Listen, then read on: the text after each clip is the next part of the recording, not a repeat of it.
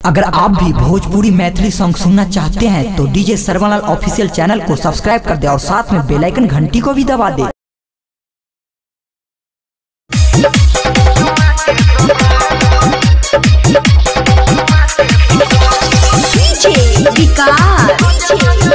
अगर आप भी भोजपुरी मैथिली सॉन्ग सुनना चाहते हैं तो डीजे सर्वलाल ऑफिशियल चैनल को सब्सक्राइब कर दे और साथ में बेल आइकन घंटी को भी दबा दे। गजब के छियै हमरा गाल रे, रस सब भरल उठला लाल रे। गजब के छियै हमरा गाल रे, रस सब भरल उठला लाल रे। सब छौरा के मारै छियै हम जान, सब छौरा के मारै छियै हम जान। खोल ले गे छौड़ी चुमा के दुकान, लेवे खातिर बौगे जान सुबह शाम। खोल ले गे छौड़ी चुमा के दुकान, चुमा के दुकान, लेवे खातिर बौगे जान सुबह शाम। खोल ले गे छौड़ी तो अपन दुकान है गया अपन दुकान, रोजे रोजे लेबो जान तोहर सामान।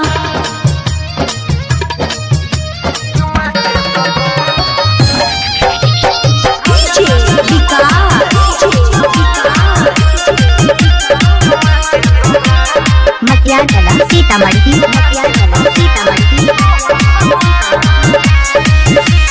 पर नहीं जवानी तो खर्चा, जल्दी छपा ले तू परचा। नोट के बड़ी कमाई भी कोई जे तो सगरो के चर्चा। सबके न लगे सटेबै, सबके न चुमा देबै। जेकरा पर मन हेतै रे ओकरे पर पूरा लुटेबै।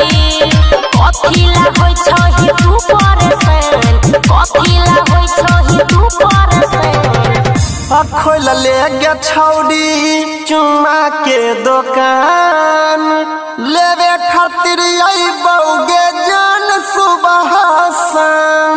खोल ले गे छौड़ी चुमा के दुकान, चुमा के दुकान, लेवे खातिर बौगे जान सुबह शाम। खोल ले गे छौड़ी तो अपन दुकान है गया अपन दुकान, रोजे रोजे लेबो जान तोहर सामान।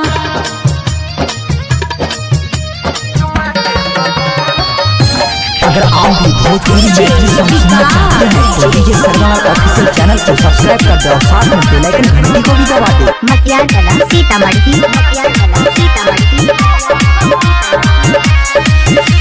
सही सही दाम लगाइबो, घाटा नहीं लागे गे देबो।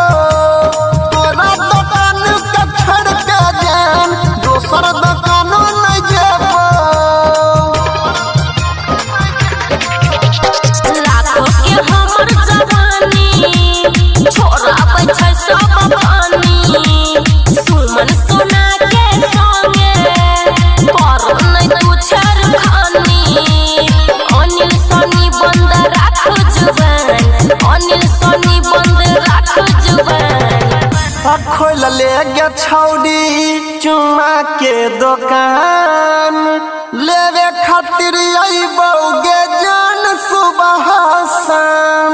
खोल ले गे छौड़ी चुमा के दुकान, चुमा के दुकान, लेवे खातिर बौगे जान सुबह शाम।